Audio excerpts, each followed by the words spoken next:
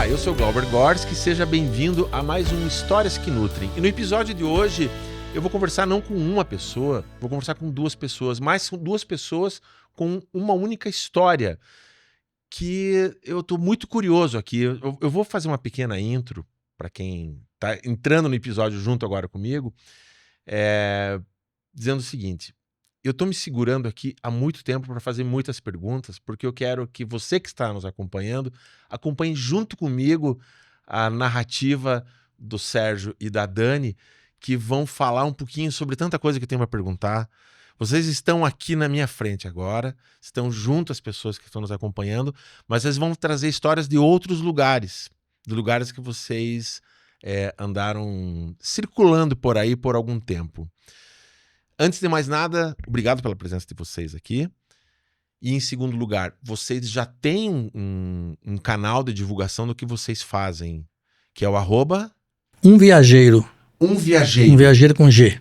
Um Viajeiro com G. Que está no Instagram e no YouTube. E no YouTube. E temos um site também. E vocês têm um site. Por que vocês têm isso? Qual que é o lance de vocês com relação a ter um meio de comunicação para falar do que vocês fazem? Na verdade, começou com a necessidade de informação. A gente ia viajar e não achava muita informação. A gente começou a colocar nossas histórias, nossas viagens no site para que os outros acessassem e tivesse facilidade para poder viajar também. E começou assim. Até porque a gente viajava de uma forma diferente. A gente começou em 2016 viajando basicamente pela Europa de carro. Então, vamos fazer Portugal inteira de carro. Alugava um carro e fazia cidades que não eram cidades esperadas. Alemanha, Itália, França. Então, a gente montava uns roteiros. Dá para fazer 3 cidades num dia. Você pode dormir aqui, dormir ali. Então, reduzia o custo da viagem. A pessoa conseguia fazer uma viagem sem agência. Uhum. E a gente, vai passar pela serra tal, vai acontecer tal coisa, tem posto aqui. Fugindo do óbvio, né? Daquelas cidades mais turísticas. A gente ia visitar cidadezinhas e tal. Por isso que a gente ia de carro. Uhum. A gente dividia basicamente 2 viagens por ano de 30 dias cada uma, conciliando o trabalho e o que a gente conseguia de férias ali, juntar dias e para isso.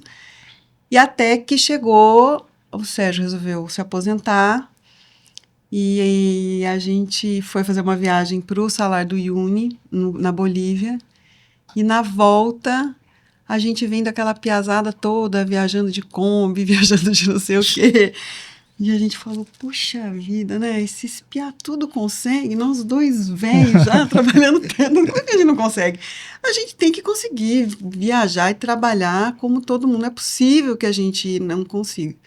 E aí a gente foi entendendo que a gente tinha que se desconstruir.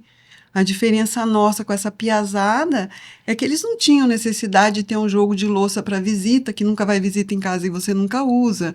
Você tem um conjunto de taças para visita, que essas visitas também não vão. Que você precisa de cadeiras da sala de jantar e daí você precisa ter um lugar para comer na cozinha para não se usar a sala de jantar.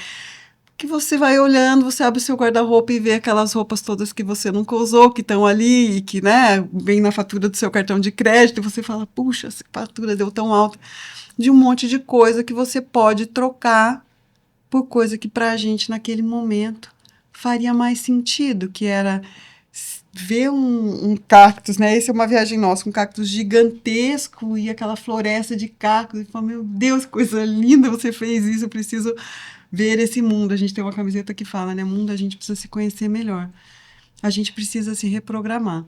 E aí eu ainda trabalhava como executivo, o Sérgio estava aposentado e a gente começou a fazer essa migração, né? De como preparar essa vida para conseguir ser nômade e viver viajando.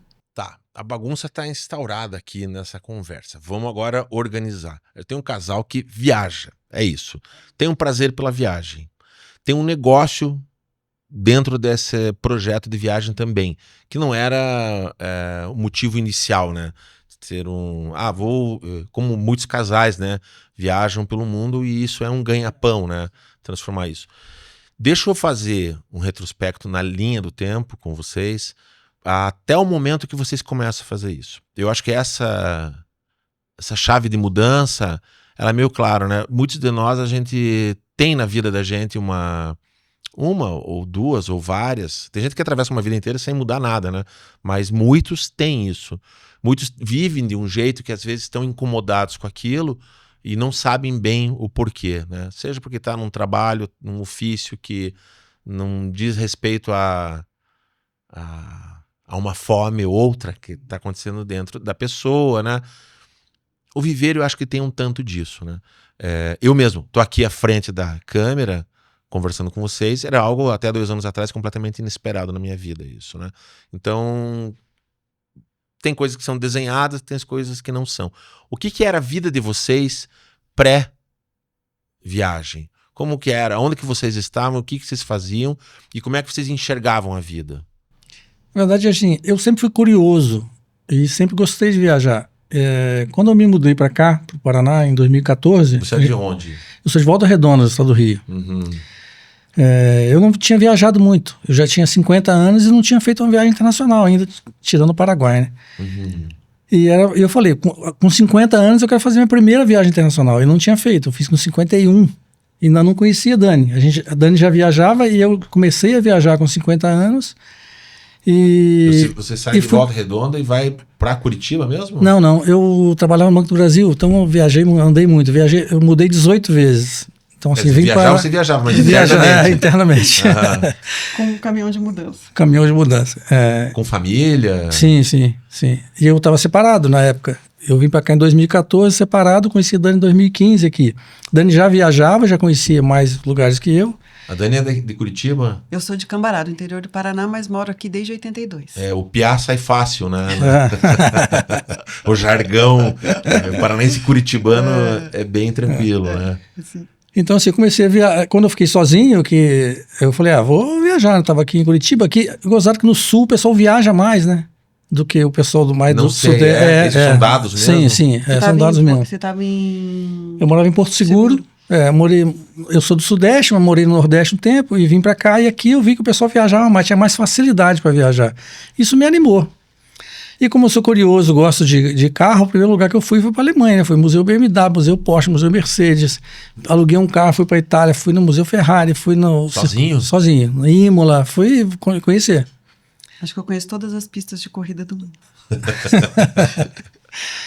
E aí, nessa eu conheci a Dani, e a Dani tinha uma viagem marcada com a família dela para a Alemanha, e eu tinha uma passagem, assim, uma semana antes eu iria, sabe, no mesmo lugar. Tanto que a gente se encontrou na Alemanha, até eu entrei na família nessa viagem, inclusive. Na família da Dani. Família da Dani, minha mãe, desde que meu pai faleceu, viajava sempre. E essa seria a primeira viagem que não iria noras e genro, só minha mãe e os filhos. Nós íamos fazer a Alemanha toda juntos de carro. Por algum motivo pessoal, isso? A gente sempre gostou de viajar muito e ela viajava. Depois meu pai faleceu muito cedo, ela começou a viajar muito tarde. Ela se engatava na viagem de todos os filhos, somos em 4. Então, fulano vai para a Alemanha, eu vou, fulano vai para a Itália, eu vou. Ela ia em todas. E ela falou, mas eu nunca viajei com todos os meus filhos, porque não tinha essa condição quando ela era mais nova, né? Com a gente mais novo. E aí ela falou, eu quero que a gente vai viajar sozinho. E coincidentemente o Sérgio tinha essa passagem, e o meu irmão mais velho, que trabalhava na época com jornalismo, por um motivo X não podia ir, então tinha uma vaga no carro. Uhum. E aí o Sérgio estava lá, e a minha mãe eu já estava lá, né? Ele, enfim, foi o único... Peguei a carona, entrei na família. Entrou na viagem. Entrei na viagem, entrei na família ali. Dali não saí mais. Não. E eu até então tinha uma vida, eu trabalhava no marketing, né? Sempre trabalhei eu sou economista de formação, mas sempre trabalhei no marketing. Eu, na época, acho que estava numa faculdade aqui em Curitiba, na direção de uma faculdade aqui em Curitiba. Depois mudo para Santa Catarina para fazer uma faculdade de medicina que ia começar lá. E aí vem a pandemia, o Sérgio resolve se aposentar e vamos construir uma casa em Minas, que ficava próximo das filhas do Sérgio, que moram no Rio. O filho do Sérgio fazia faculdade no interior de Minas. A família dele era de lá. Ele falou, vou vender a casa de Porto Seguro, porque ficava muito longe para a gente ir. Vamos construir uma casa. E eu falei, vamos, se ela for no meio do mato, se a gente não mexer em nada do terreno, tirar o mínimo de árvore possível e se ela for toda sustentável. Tá. Né? E isso é um ponto, a gente conversava aqui em off, eu já tinha sentido essa frequência, né? a gente viajar, a gente ser turista no planeta, né? Viver de turismo, né? Vou para os lugares que são cartões postais, que a maioria das pessoas fazem, né? Para eu, de alguma forma, me sentir presente na história desse planeta, né? O que quer que a psicanálise venha explicar com relação a isso. É uma coisa, e é entendida, né? Vou para a Disney, vou ver a Torre Eiffel, vou ver a Muralha da China, vou para onde quiser, porque esses lugares eu de fato quero estar lá presente, né? Vou ver as pirâmides do México ou do Egito. Isso é entendido. Mas quando você tem um outro tipo de consciência, que é isso, de você entender que não é só a obra humana ou a obra da natureza que você quer estar ali contemplando por alguns instantes, por alguns minutos, e depois você vai seguir rumo voltar para tua rotina, ou o que quer que seja, sem um outro tipo de consciência, né? Como se você estivesse indo visitar um outro planeta, é diferente. É diferente. E isso é uma coisa sua. Você sempre teve essa tomada de consciência, digamos, ecológica? Não sei se ela era tão... Tinha um incômodo. Eu acho que a gente hoje começou aqui, né, no off falando das dualidades. Eu acho que tem algumas facilidades que vão te incomodando com o passar do tempo, né? Então, assim, por que eu tenho acesso e o outro não tem? Porque isso para mim é fácil e para o outro não é. Por que a gente pode algumas coisas e o outro não pode? E quando você vai andando nesse tipo de viagem, principalmente a gente que sempre viajou muito de carro ou de moto, onde você entra nas cidades menores, você entra na vida como ela é, porque como eu digo para as pessoas, né? Ninguém quer conhecer o Brasil, isso é muito triste, todo mundo tem muito medo. E aí você explicar que o Brasil não é Rio de Janeiro e São Paulo. Essa é uma imagem das que pessoas, forte fora. Sim. A maioria dos países, a maioria do pessoal internacional que faz essa última viagem que a gente fez agora, todo mundo vai na Argentina, no Chile, no Peru, na Colômbia, vão para Venezuela, mas não vem para o Brasil, porque o Brasil é perigoso. Sério que tem isso? É muito triste. A gente isso vindo de que países que vocês passaram? Encontrando, por exemplo, a gente viajou com italiano, com francês, ninguém vem. Uma canadense está vindo sozinha, 26 anos, a página dela é linda. Ela tem 26 anos, ela é doutora em fundo de lagos pré-históricos. Ela saiu do Canadá, de Tuktoyaktuk, que é o ponto mais extremo da América do Norte, e já está agora no Peru, ela está em Tacna. Ela vai até o Ushuaia, sozinha, com 26 anos. E eu falei, vai no Brasil, vai visitar a gente ficou junto no Panamá. E ela disse, não tem coragem. Ninguém tem coragem de vir no Brasil. E aí eu digo, São Paulo e Rio é um recorte do Brasil, né? São Paulo e Rio são cidades importantes, mas é um recorte. Quando a gente fala do Peru, Lima é um recorte. A parte que a gente conhece de Lima é o recorte do recorte. Nós atravessamos o Peru, nós ficamos 30 e poucos dias no Peru. Nós cruzamos o Peru de ponta a ponta.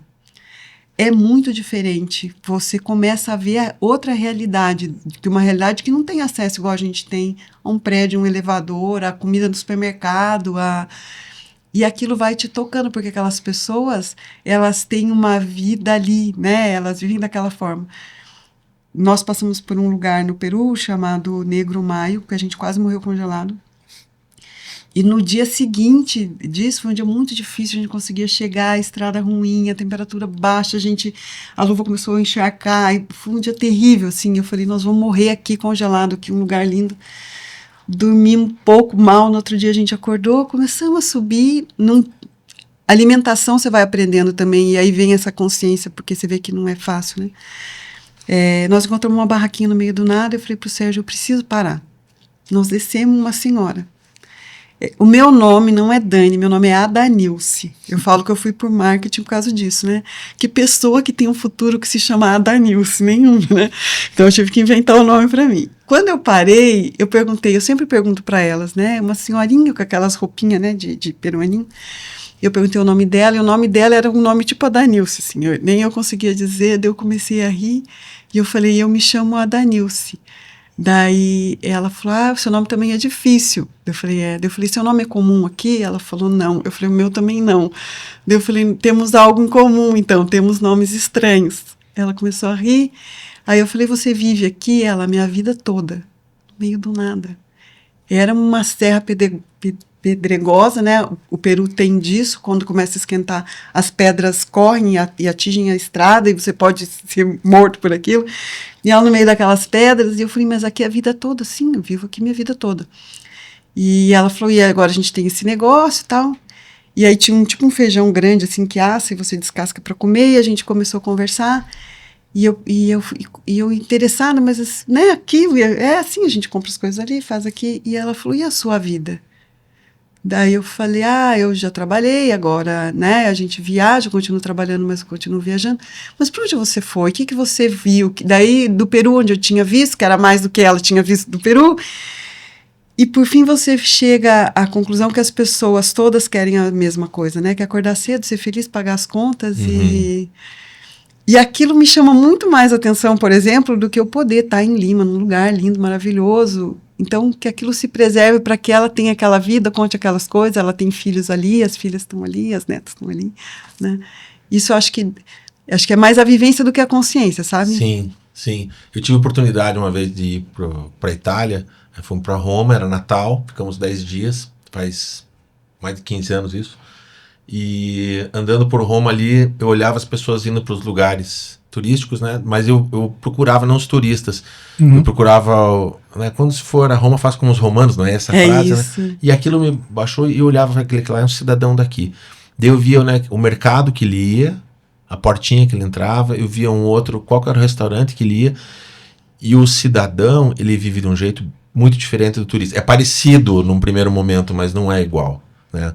As coisas que ele olha, né? As coisas que ele enxerga. A nossa visão de turista, a gente nunca, ou raramente, olha o nosso meio, a nossa aldeia, com olhos de fora. Se a gente olhasse com olhos de fora, a gente ia promover mudanças.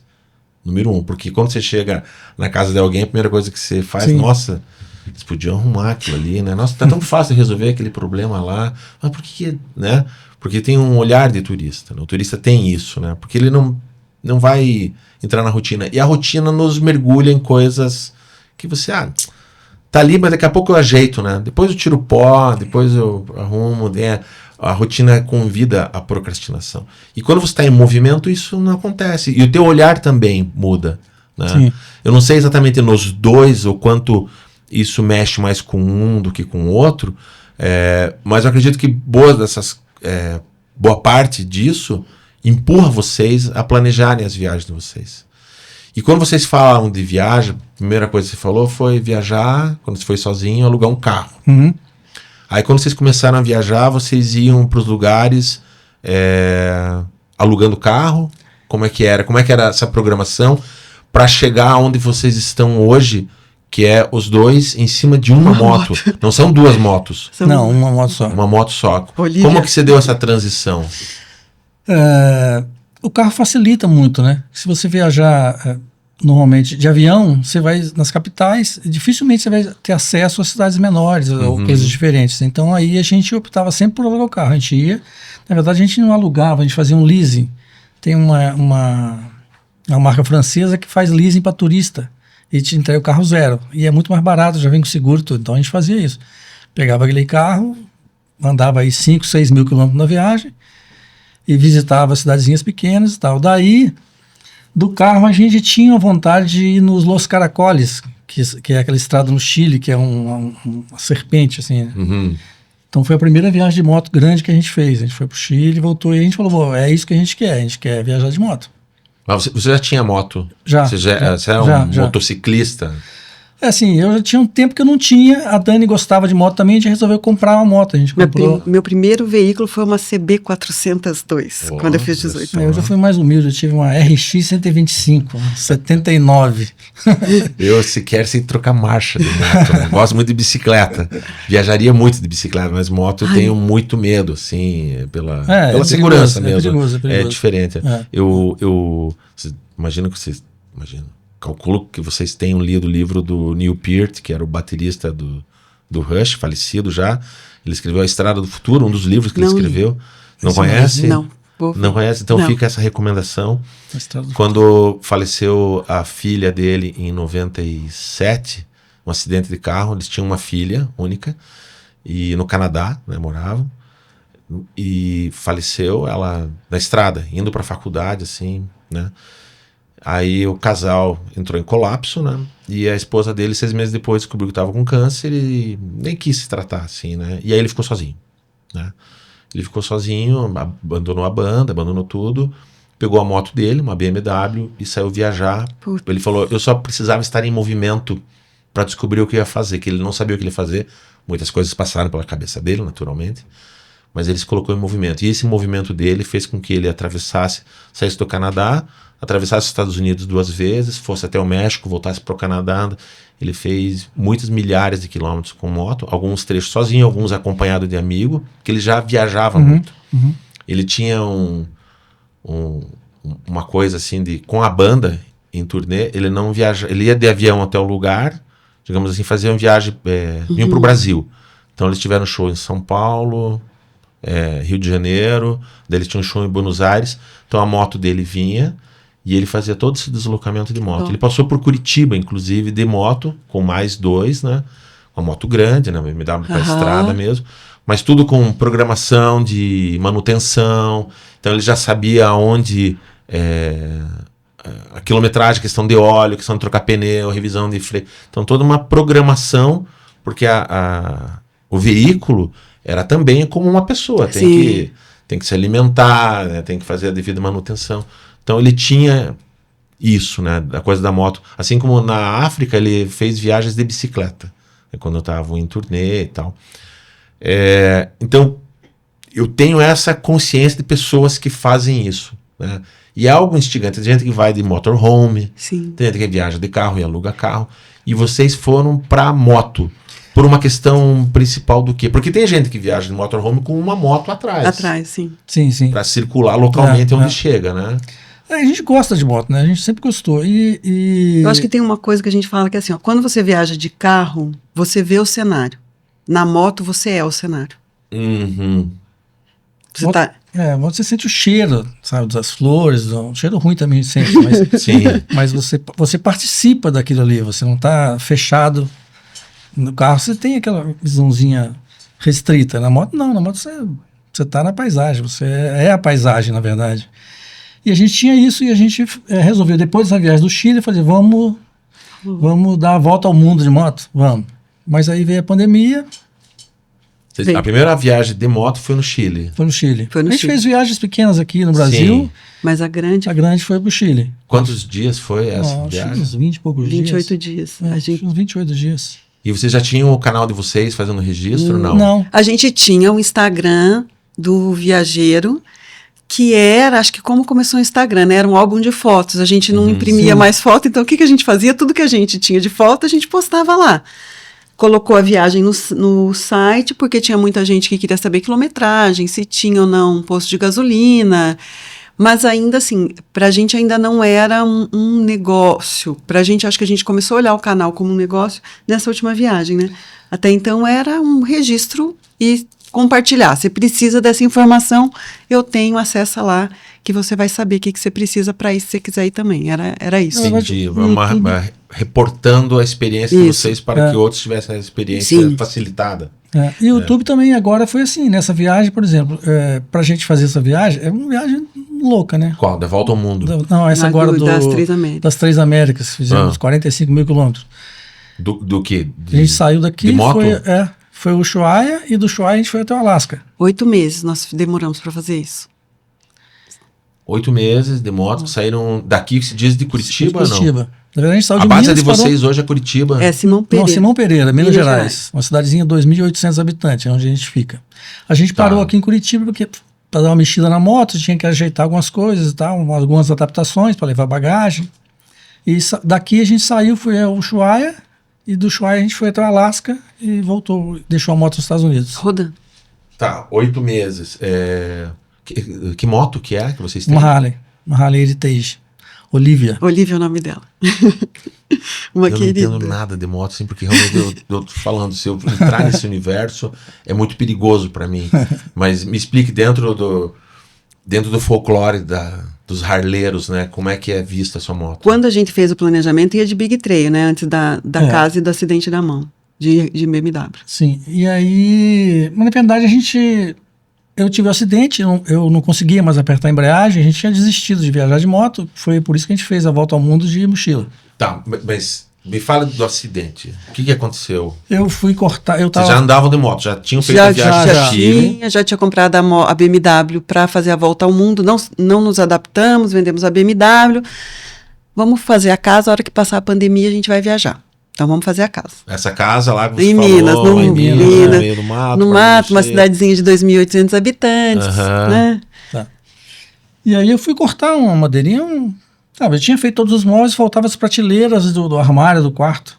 E aí eu tinha que cortar a pontinha do negócio e eu Sabe, não tinha... para encaixar porque tem o metalon, né? E ele ia fazer o cantinho assim para colocar ela encaixada. Aí eu não tinha ferramenta, eu adaptei uma serra numa esmeriladeira. Daí essa que foi o meu... Esse negócio de adaptação nunca dá certo. Tem uma frase que diz assim, você achou que ia dar certo, né? Uma frase que diz assim, achar é a mãe de todos os erros. Sim, exatamente. Você comprovou mais uma vez isso. E pegou na tua mão esquerda? Pegou na mão esquerda. O que aconteceu? Cortou fora o dedo, fora. A hora que ele foi... Como cortou fora? Foi decepada? Foi uma semi-amputação. Isso foi. E cortou todos os ligamentos, teve que religar tudo. Na verdade, eu fiquei um dia inteiro de hospital em hospital e ia ser amputada. Na mesa de cirurgia, o médico, a equipe falou, não, vou ter que amputar, não tem jeito. O médico falou, não, vamos tentar. Esse médico, doutor Erasmo, foi quem me salvou. Mago. E aí ele ligou, tudo, falou, a gente não sabe se vai funcionar, mas não sabe se vai funcionar e tal. Caramba, e funcionou, cara. O que passou na tua cabeça na hora que você cortou? Cara, não sei, assim, eu tava segurando a esmeriladeira e ela deu um tranco, eu desliguei e botei ela em cima da mesa. E eu senti a mão meio formigando. Você não percebeu num instante? Senti a mão formigando e aí quando eu abri a mão assim, os dedos caíram, né, pra trás. Assim, Não, e eu vou dizer para você que a casa é assim, então é um morro, porque Minas ali é um morro. Naquele momento? Eu trabalhava home office, como que é a nossa casa? A nossa casa é como se fosse essa mesa, tá? Aqui fica um quarto, lá fica outro quarto. Aqui fica a sala e a cozinha junto. Aqui dá para uma varanda, aqui tem a piscina. Você desce e embaixo, como é o morro, ficou 2 buracos. Um buraco é a capela, outro buraco é onde o Sérgio ficam 2 cachorros, o Harley e o Davidson. E fica a oficina do Sérgio. Sim. E a gente tem um querido que é o seu Mário, que está lá com a gente desde o começo da obra, que ajuda a gente, faz a horta, tem cuida das plantinhas, cuida da casa agora, quando a gente viaja. E dificilmente o seu Mário, que anda no barro lá, ele sobe em casa. 11 horas da manhã, eu tinha uma reunião, o Sérgio subiu, tomou café, desceu. O meu computador fica nessa parede, porque aqui é só parede e aqui é só vidro, que eu vejo a mata. Então, pela tela do computador, às vezes reflete o que acontece. Quando é 11h04, eu vejo o seu Mário correndo atrás de mim e ele fala, é muito grave, é muito grave, é muito grave. Sai com uma toalha do meu banheiro. O seu Mário nunca tinha entrado num quarto. Nisso, o Sérgio vem andando com essa toalha enrolada. Eu olho para ele e o seu Mário continua repetindo a mesma frase, é muito grave, é muito grave, é muito grave. E o Sérgio falou assim, a gente precisa ir. De pé, falando, segurando a mão assim, a gente precisa ir. E eu não conseguia entender, Cláudio, o que tinha acontecido. Aí, vamos chamar a ambulância, vamos chamar a ambulância. O Sérgio só falava, lúcido, de pé, calmo, não dá tempo, não dá tempo, não dá tempo. Eu pego o Sérgio, coloco o Sérgio no carro. Essa cidade é uma cidade muito pequena, normalmente o pessoal do Rio de Janeiro tem casas ali, tem muitos condomínios. Então, é uma cidade rica, porque tem muito IPTU, pouca gente morando. Eu chego no posto de saúde, que é um posto de saúde super bom, 4 médicos, o Sérgio já é atendido, bom. Meio-dia nós estávamos em Juiz de Fora, que é uma cidade grande, o Sérgio já fazendo atendimento. Quando você corta a mão com uma faca, você corta a mão reta. Uhum. Quando você corta com a serra destrói tudo. Rasga, né? Uhum. Mas o fiapo de madeira que entrou em tudo aquilo. Uhum. Então, assim, eu não sei como ele estava de pé, ele estava falando, ele estava conversando. O médico do primeiro atendimento me chama e fala, a gente precisa tirar ele daqui porque eu não tenho mais o que fazer, ele vai perder a mão, está começando a perder os dedos, né? Precisa tirar daqui. A gente vai para um segundo hospital, que é um hospital bem barra pesada. Lá eu encontro um menino no corredor. É porque em caso de emergência, o hospital público está acostumado com emergência, né? Então a gente tinha que ir para o hospital público, não tem jeito. Aí esse menino eu cheguei, o médico só falou, só não deixa abrir a mão. Só na hora que for preciso mesmo. Então embalou tudo e tal. Esse menino me cata no corredor e fala, posso ver? Aí eu falei, não pode abrir. Ele falou, não vou, eu posso, mas juro pra você, um menino. E ele colocou assim do lado, abriu, ele falou pra mim, você pode tirar ele daqui? Porque nós chegamos, o médico que estava esperando para amputação tinha saído para jantar, com a graça de Deus. A sala de cirurgia estava pronta, tudo. Para amputação. Para amputação. Aí ele falou, você pode tirar? Aí ele falou, tem uma pessoa que chegou em Juiz de Fora faz 15 dias, que é um especialista em mão. No interior de São Paulo, os cortadores de cana cortam a mão. Quando cortam a cana, então tem um hospital especializado em mão. E esse médico tinha passado por ali. Tinha ficado lá muito tempo e tinha chegado, voltado porque a família é de Juiz de Fora. E ele falou, eu conheço eu vou ligar para ele, mas você precisa tirar ele daqui. Nisso eu já chamo a ambulância, o médico volta, esse doutor Marcelo, que ia fazer a amputação, fala, chegamos, vamos para a sala. Aí esse menino gruda no meu braço e falou assim, a família decidiu que vai tirar. Esse menino era o quê? Do hospital? Eu acho que ele era um residente ali. E ele me segurava assim, e a família decidiu. E ele fazia assim pra mim, a família decidiu que vai tirar. E eu falei, a gente vai tirar, e a gente tira ele dali. Chega esse doutor Erasmo, que é eu falo, ele fica de fora, quem precisar de qualquer coisa de mão do universo vai atrás desse homem. Ele chega lá e ele fala, nós vamos dar um jeito, né? Porque ele falou, é um espaço muito pequeno, nós vamos tentar, limpa tudo e tal, e faz. E tá aí o Sérgio, que hoje pilotou 45 mil quilômetros. Apertando a embreagem da Harley, que é dura. Depois de uma semi-amputação. Quanto tempo vocês levaram para programar? Bom, acho que podemos voltar à nossa programação normal para viagem da cirurgia. Foram... Com 3 anos do acidente, a gente estava no Ushuaia. Chegamos no mesmo dia, 3 anos exatos, 3 anos depois, a gente estava no Ushuaia. Na verdade, como a gente achou que não ia pilotar mais, não tinha mais esse negócio, né? A gente já começou a viajar de mochila e tal, até que na volta, depois que a gente deu a volta ao mundo, na volta eu comecei passava na loja de moto, toda loja de moto que eu entrava, eu ia apertando a embreagem de todas as motos para ver se tinha alguma que eu conseguia. E como é que era para você isso? Você tentava apertar? Não, essa não vai. Não vai. Essa aqui não vai. Assim, até que um dia eu consegui apertar a embreagem de uma, tava mais fácil, né? Meio dura, tá? Eu falei, essa aqui eu consigo. E aí comecei, eu falei, é possível. Aí vi um canal no YouTube, uma adaptação no Harley Davidson, botou uma embreagem automática. Aí eu falei, então tem jeito, né? Comecei a procurar essa embreagem automática e nessa eu vi um adaptador da embreagem que ficava macia e tal. E achei um aqui em Curitiba que eu consegui apertar. Eu falei, por que tá macia? Botou o adaptador. Eu falei, é nessa que eu vou achar esse adaptador. Aí voltamos da viagem, volta ao mundo e falei, vamos comprar uma Harley, vou botar esse adaptador e nós vamos fazer essa viagem.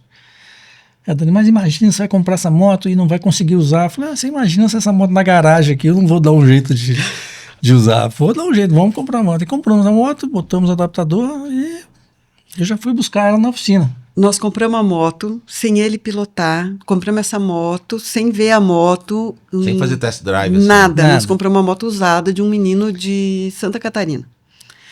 Nós fomos buscar essa moto, o Sérgio, que já teve loja de moto, tem uma caminhonetinha, tipo como é que é o nome dela? Uma Courrier, que tem uma bunda grande. Ele tem essa Courrier só porque cabe uma moto em cima. Ele falou, nós vamos buscar a moto de Courrier, porque ele não conseguia pilotar a moto, porque não tinha adaptador.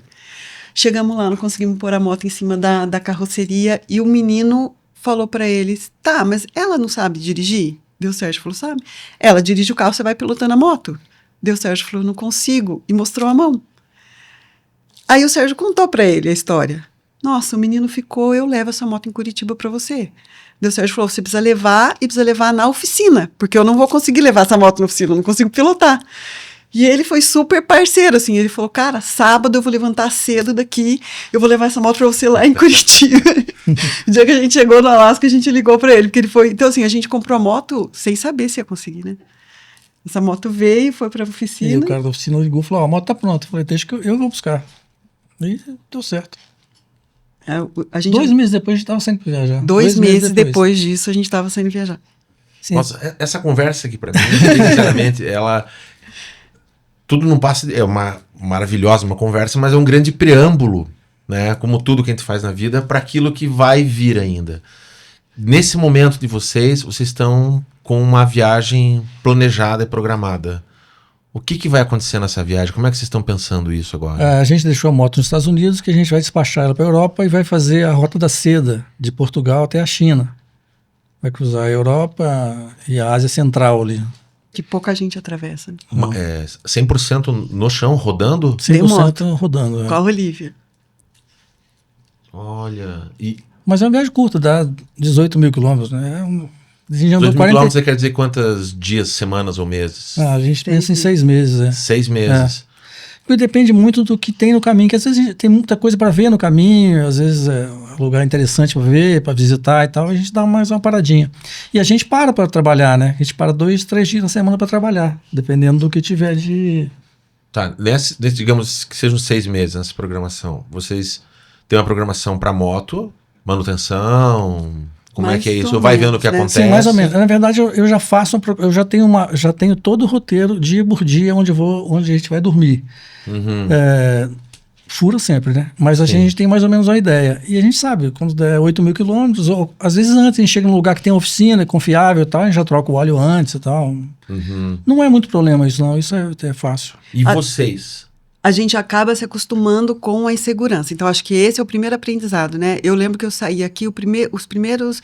Você tomar uma decisão de viajar de moto é uma decisão muito difícil, porque você assume uma responsabilidade com a vida ou não, de uma forma muito direta, né? Você sabe o risco que você está correndo. Atravessar a rua em casa tem, mas você sabe que você está tomando uma decisão que tem um risco maior. Então, por um tempo, passa por uma coisa, né? De você ficar, tô procurando, será que isso não é uma coisa muito egóica e você vai procurar... Dali a pouco, você se acostuma com aquilo que é a vida. E eu falo, para mim, andar de moto é um processo meditativo, porque ela te obriga a estar no presente. A gente precisa prestar atenção na estrada. Eu, como garupa, não posso fazer um movimento que ele não esteja esperando, porque eu posso derrubar a moto. Se ele tiver que fazer uma manobra rápida, eu preciso reagir rapidamente também. Ele não consegue fazer tudo, então, Dani, aperta para mim aqui, tenta ver ali, vê se tal coisa, eu acho que está soltando o alforje aqui, verifica para mim. Então, nós ficamos 3, né, eu e o Sérgio e a moto, nós temos que virar um e ficar ali muito presente. Você se acostuma com isso. Então, para a gente, hoje, já é mais tranquilo saber que eu vou sair, por exemplo, no Canadá, você anda quilômetros, diferente dos Estados Unidos, ou até mesmo aqui da América do Sul, que mesmo com menos estrutura, você tem estradas pedagiadas, então você tem o guincho para te levar até um lugar. No Canadá você não tem. E se você precisar chamar o guincho, ele vai custar 3 fígados teus que você não tem para vender, para pagar. Você fica antenado, se acontecer alguma coisa aqui, o que a gente vai fazer? Como que a gente vai fazer? Aquilo passa a fazer parte de você. Então, você aprende que se tem um problema, tem uma saída. Nós ficamos no deserto 4 horas, sem água, sem comida, sem contato, sem sinal, sem nada. Dali a pouco alguma coisa vai acontecer e as coisas vão se ajeitar. Você aprende que você não sabe quando você vai comer, se tem a comida, se não tem a comida, se vai ter água, se não vai ter, se aquela água vai ser suficiente ou não. E que você vai lidar com a limitação, e a limitação entra em você, Glauber, de uma outra forma. Acho que essa é a grande questão. Você abaixa a tua expectativa. Então, assim, a gente não tem todas as respostas. E a hora que você incorpora isso, a viagem começa a ser possível.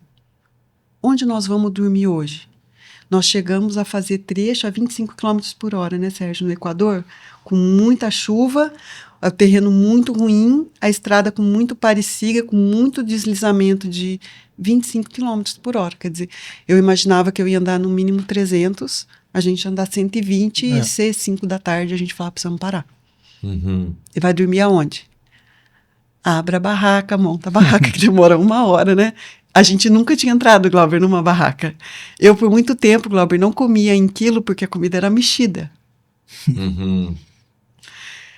Ver o que tem perto para comer, né, barraca, o que você vai fazer. A gente sempre carregava lata de alguma coisa, né? Porque não é emergência.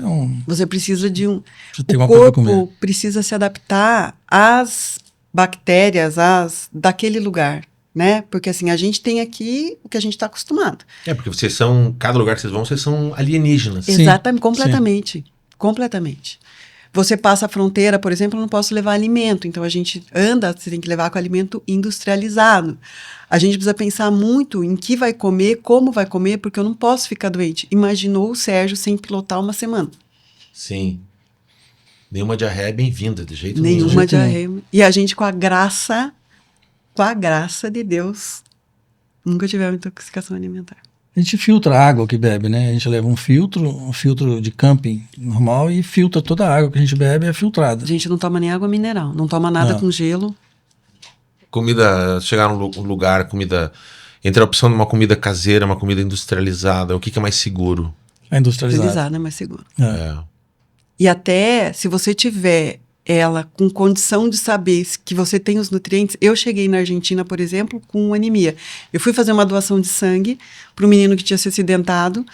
E porque você fica muito mais solidário quando você está na estrada, você fica vulnerável, então você muda muito isso. Cheguei, fui fazer os exames, não podia porque eu estava com anemia.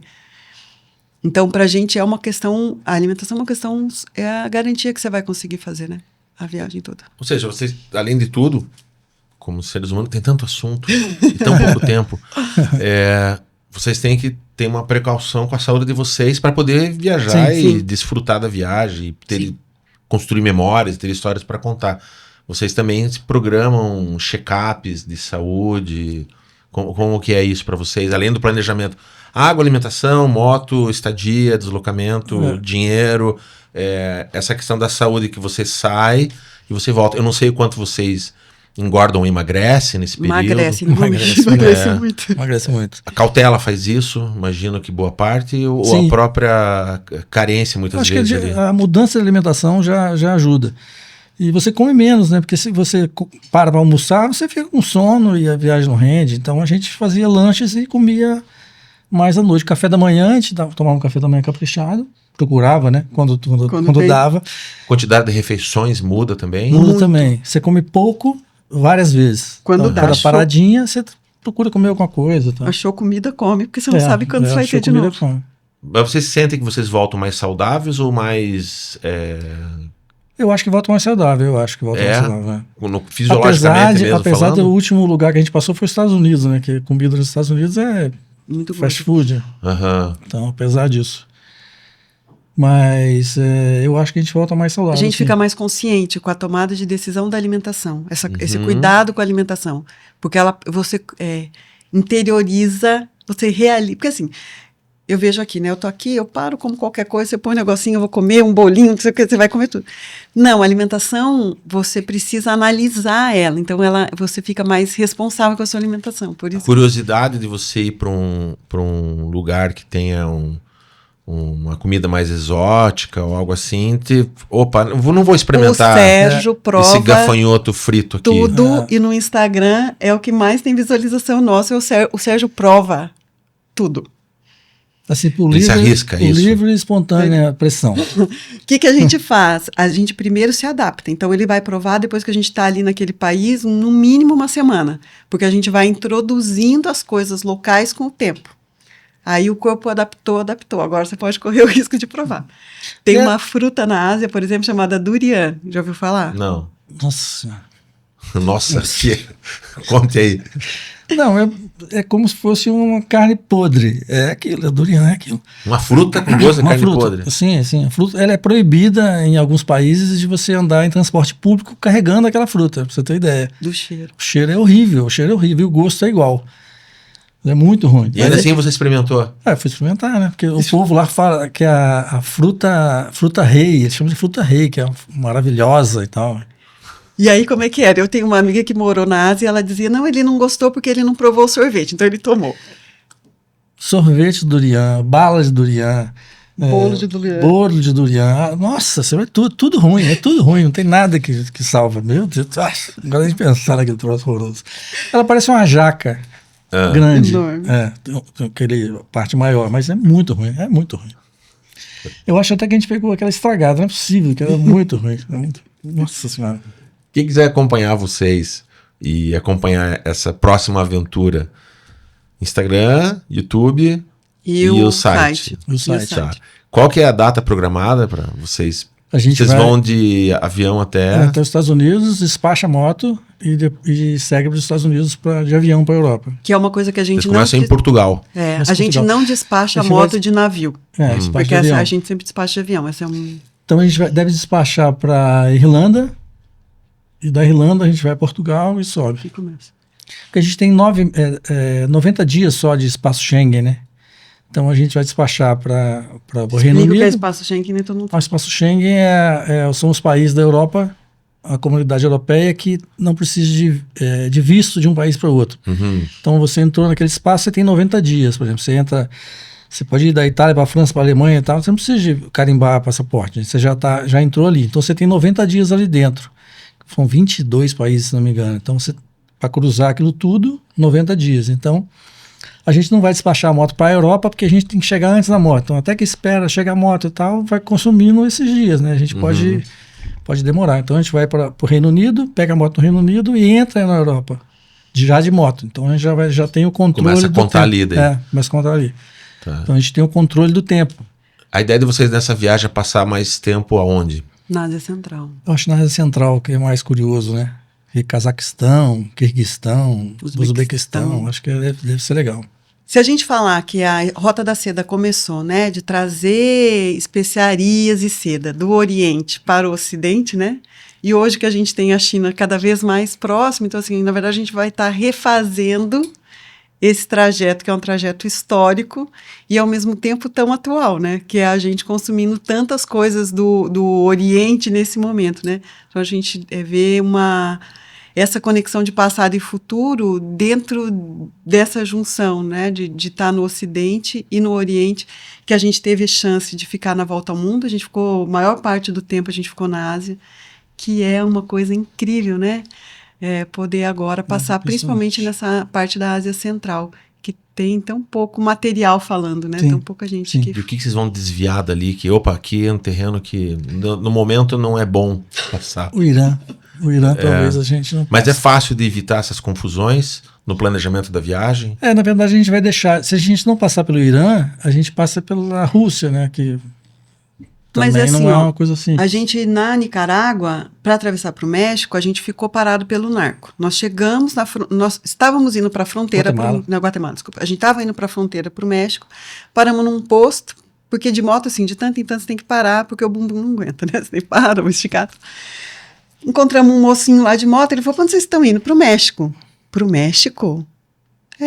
Não, vocês não vão para o México, tá fechado. Como tá fechado? Tá fechado, vocês não sabem? Como a fronteira fechou? Por que a guerra México e Guatemala? Falei, não, o narco fechou a estrada e não passa ninguém. Isso tudo em espanhol?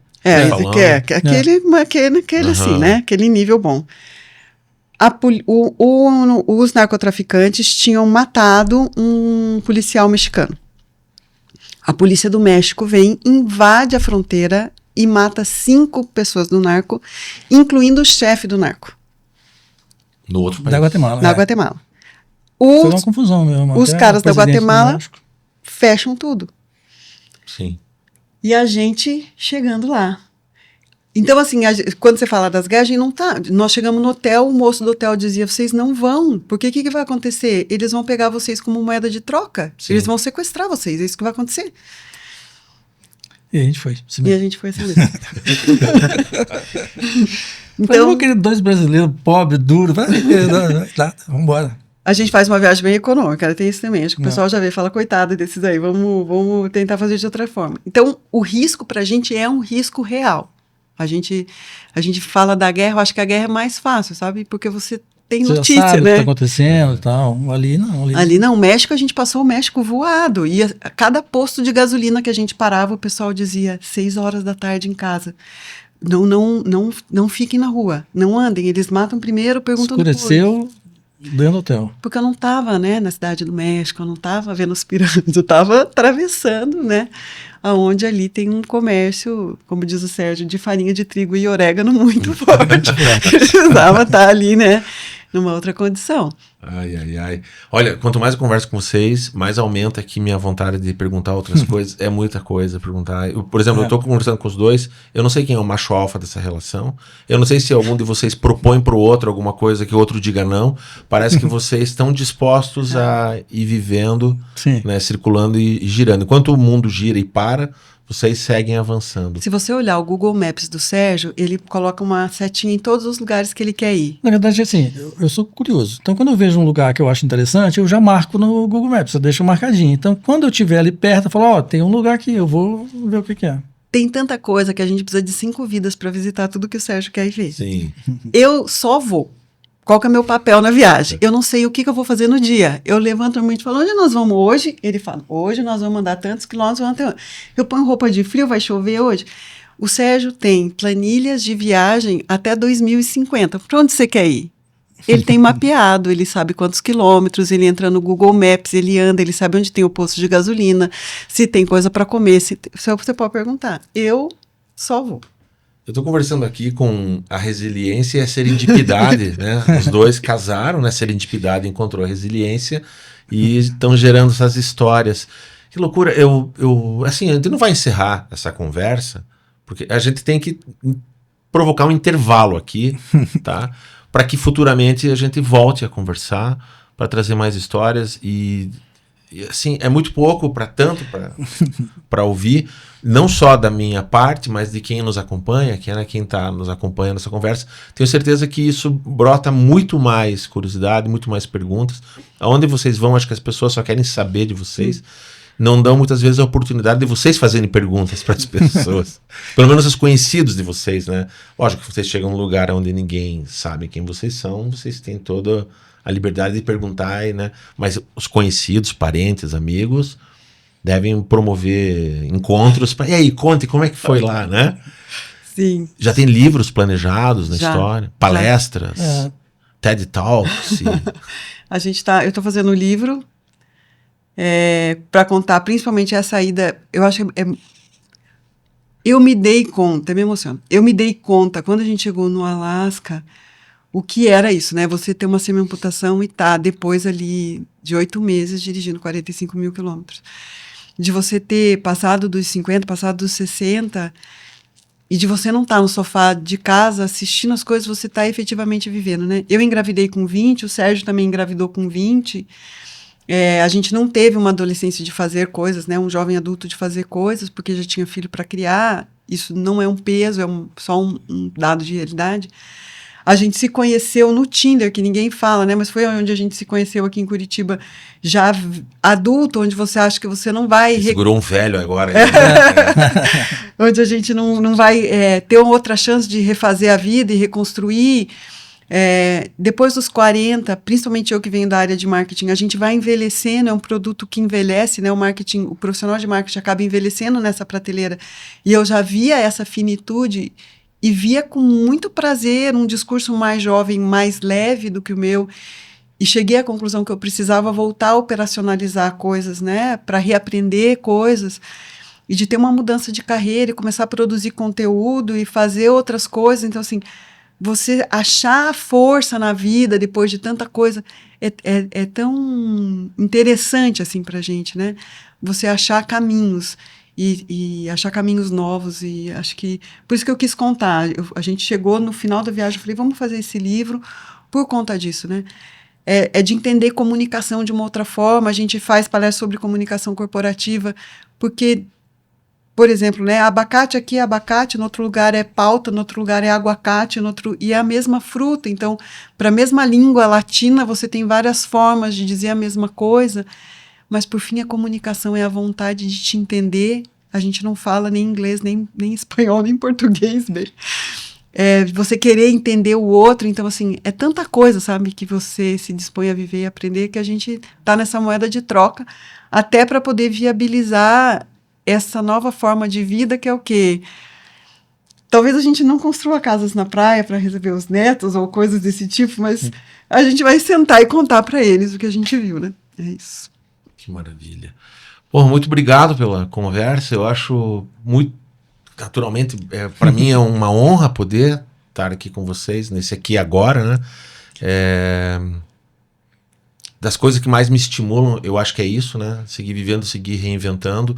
As aposentadorias, elas são muito mais... Aposentadorias, sejam metafóricas, sejam reais, assim, na vida das pessoas, as transições, as etapas, né? Os ritos de passagem que a gente vive, eles têm que ser, de alguma forma, combustível para uma nova fase, né? Eu acho que o sair do sofá ele é importante, né? O sofá ele tem seu lugar e tem sua função, mas não é um lugar para se ficar, né? Eu gosto muito de uma frase, de um pensamento mais oriental, né? Voltando para os nossos irmãos asiáticos, né? Onde se fala assim que a gente tem que entender que a vida é uma ponte, né? E a gente não tem que construir nada fixo numa ponte. Ninguém constrói uma casa numa ponte, né? Então, quando você entende isso e coloca isso na tua vida, a gente nem entrou aqui em conversas que a gente estava tendo antes com relação à própria ecologia, à própria questão do consumo, à própria questão do lixo, né? Mas eu acho que essa pauta a gente segue, né? A gente segue para voltar a conversar sobre isso. E assim como tudo tem um tempo, né? Vocês têm a programação.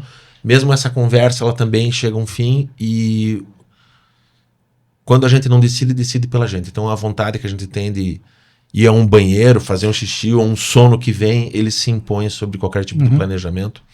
E eu preciso ir no banheiro daqui a pouquinho. Vocês também precisam. Quer dizer, isso em cima de uma moto, né? A gente nem entrou nesse lugar que também alinha todos os seres humanos, né? O banheiro alinha todos os seres humanos, o sono, né? A fome, a sede, né? E outras vontades, né? Aquelas vontades mais mentais, espirituais, psicológicas que sejam. Então, sem querer aprofundar muito na filosofia da coisa, desejo para vocês naturalmente uma ótima viagem, um ótimo planejamento. Quem quiser seguir eles Um Viajeiro. Um Viajeiro, né? Com G. Tá bom.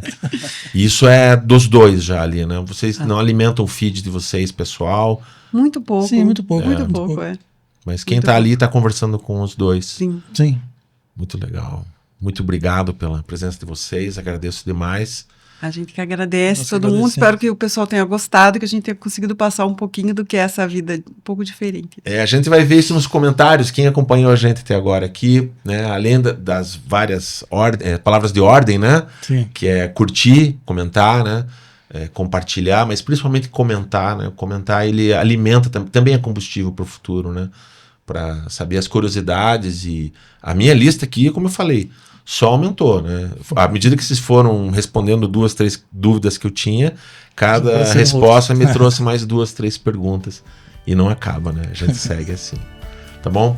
Muito obrigado pela presença de vocês. Obrigado para quem nos acompanha até agora e nos encontramos num próximo episódio.